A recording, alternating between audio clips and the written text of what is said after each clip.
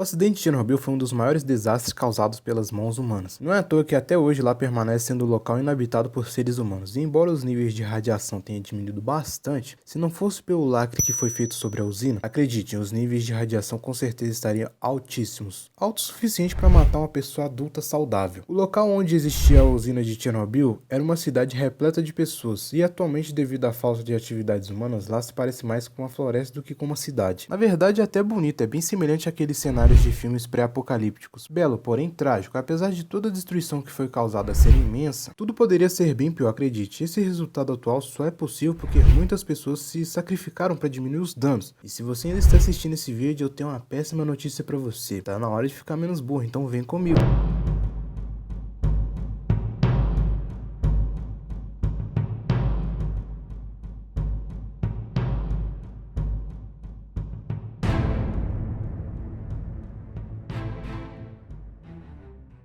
Mas antes de começar o vídeo, deixa aquele like gostoso que eu sei que você tem. A gente tá entre amigos, né? Então não precisa mentir. Se inscreve no canal e comenta alguma coisa legal aí, que se for um bom comentário eu vou dar amei e responder todos. E se isso for demais eu vou entender. E ao invés de fazer isso tudo, você só pode mandar um pix pra gente. É mais fácil pra vocês e continua ajudando a gente. Viu como é simples? Ah, e se eu fizer os dois então? Isso aí nunca aconteceu, né?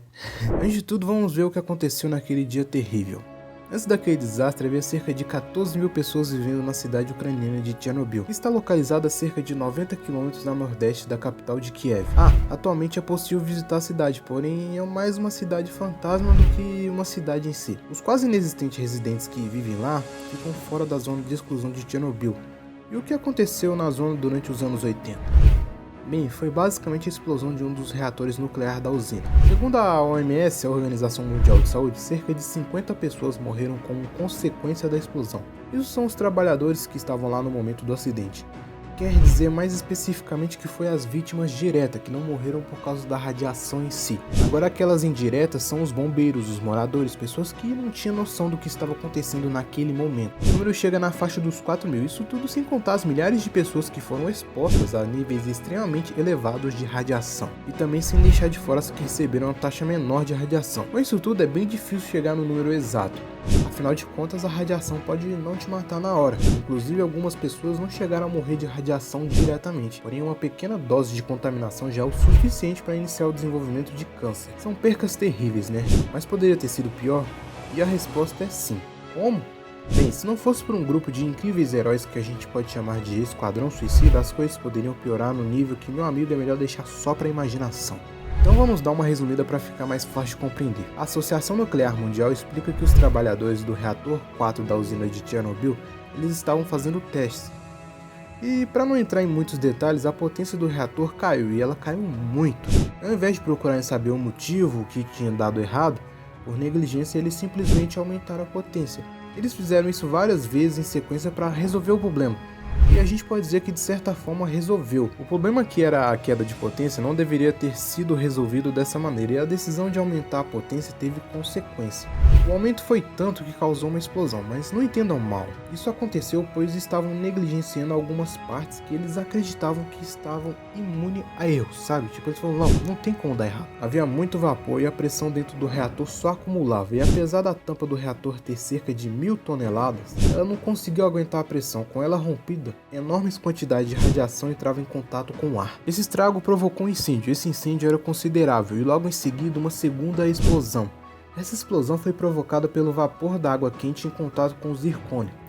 E pior, diferente da primeira explosão, essa tinha detritos que saíram voando com a pressão. A poeira e a fumaça, que agora estavam gigantes, faziam com que fosse quase impossível de se ver o estrago feito. Havia um blackout e também as linhas telefônicas deixaram de funcionar. E para amenizar os danos, o que aconteceu? Os bombeiros eles chegaram logo em seguida para apagar o incêndio, porém eles nem imaginavam que eles estavam sendo expostos a uma quantidade de radiação fatal. Não só eles, mas com os residentes locais e os trabalhadores que estavam lá. Os bombeiros levaram horas para apagar totalmente aquele incêndio, porém a radiação que ainda não havia sido descoberta não era tão simples de se lidar e continuava vazando. Lembra que lá no início eu disse que existem poucas pessoas vivendo lá em Chernobyl atualmente? Então, essas pessoas que vivem lá, elas não vivem nas áreas que foram mais atingidas pela radiação diretamente. É possível fazer uma excursão por lá. Lá é bonito e dark ao mesmo tempo. Isso porque o povo se mudou e deixou tudo pra trás. Eles não levou nada. Tipo, se você for lá tem bonecas, brinquedos e vários tipos de coisas até hoje.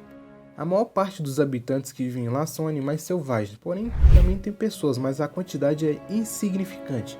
O livro Chernobyl, 1 hora 23 minutos e 40 segundos, conta uma história verídica do que aconteceu com detalhes. Dizem que debaixo do reator havia uma enorme piscina de água. Essa piscina estava lá com o único objetivo de ajudar a resfriar. O autor do livro disse em uma entrevista que se o metal radioativo quente caísse nessas piscinas, isso teria desencadeado uma segunda explosão de vapor e teria causado danos inimagináveis, porque isso causaria um efeito em cadeia. Essa explosão de vapor danificaria a central elétrica dos outros 3 reatores nucleares que tinham lá. E esses 3 reatores danificados poderiam causar uma explosão que poderia simplesmente ter varrido metade da Europa, deixando grande parte do continente inabitável durante milhares de anos. Sabe como Chernobyl é hoje? Imagina a Europa toda assim. E a questão é que o autor do livro não foi o único que disse isso. Um antigo físico soviético chamado Vasily Necherenko, acho que é assim que se fala, alguns peritos estudaram a possibilidade e concluíram que a explosão teria tido a força de aproximadamente 3 a 5 megatons. Lembrando que a bomba Little Boy que caiu em Hiroshima tinha cerca de 15 megatons, porém ela continha muito, mas muito menos material radioativo. Isso porque a bomba é feita para explodir de maneira mais eficiente possível, que é gastando menos combustível para produzir uma grande explosão. Uma usina nuclear não foi feita para explodir, mas em contrapartida tem várias vezes mais material radioativo que uma bomba. Com essa explosão, a radiação se espalharia com força por toda a Europa tranquilamente. É onde entra o nosso esquadrão suicida que a gente tanto falou. Então essa piscina ela tinha que ser drenada para isso não acontecer.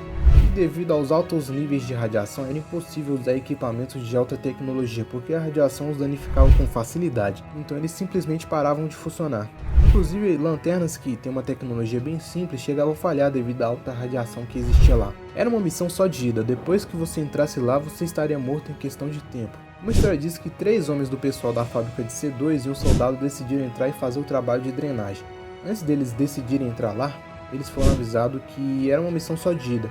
Então, mesmo assim, eles arriscaram suas vidas e foram. Com sucesso, eles conseguiram abrir as válvulas e drenaram toda aquela água. Agora imagina como é que os caras estavam na hora, sabendo que é uma missão só de ida e que mesmo que tudo dê certo, você vai voltar e morrer lentamente. Pois é, os caras foram os verdadeiros heróis, afinal de contas arriscar a vida sabendo que pode dar tudo certo, mas também pode dar tudo errado, é difícil. Mas ir no caminho de morte sem volta, sabendo que você vai morrer de qualquer jeito, é bem pior, né, velho? E pra infelicidade desses homens, a expectativa era que sofressem devido à síndrome de radiação aguda, onde eles morreriam agonizando, tendo convulsões, tonturas e terríveis dores de cabeça. E nada de anestesia, porque deixa de funcionar. Lá era um lugar escuro, cheio de água, e os sistemas de eletricidade que tinha lá estava tudo danificado. Então eles tinham que se guiar por conta própria e também trazer a sua própria iluminação, que era basicamente lamparinas. Segundo o relato do escritor que passou 5 anos investigando esse acontecimento, o lugar era uma enorme rede de válvulas e tubos. Encontrar o certo parecia ser impossível para aqueles homens. Porém, em meio a tanto desastre e coisas ruins, aconteceu uma coisa que a gente pode chamar de luz no fim do túnel. O feixe de holofote apontava para o cano certo, e isso ajudou os caras a começar o serviço de drenagem. Eles estavam com pressa e dizia-se que havia cerca de 5 milhões de galões de água por lá, totalizando uma média de 18 milhões de litros de água. Eu não sei se é verdade, porque afinal de contas 18 milhões é um número grande demais e eu não tenho nem noção de quanto que isso daria de água. Mas por outro lado, lá é uma usina nuclear e faz sentido ter tanta água. Lembra que eu disse que era uma missão suicida? Quando eles saíram de lá, eles foram recebidos como verdadeiros heróis. E a boa notícia é que nem todos eles morreram de radiação. Um sobreviveu por alguns anos e morreu de ataque cardíaco.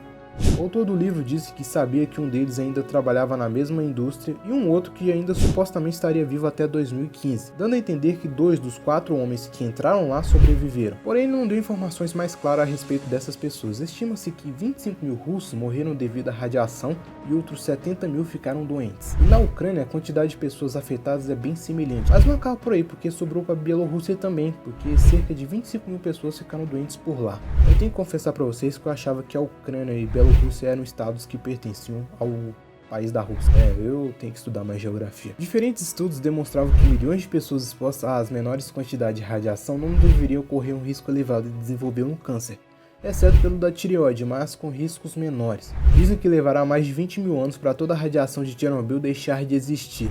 É muito tempo. No final das contas, as pessoas que colocaram a vida em risco para diminuir os danos do acidente são grandes heróis e mereciam muito mais do que receberam.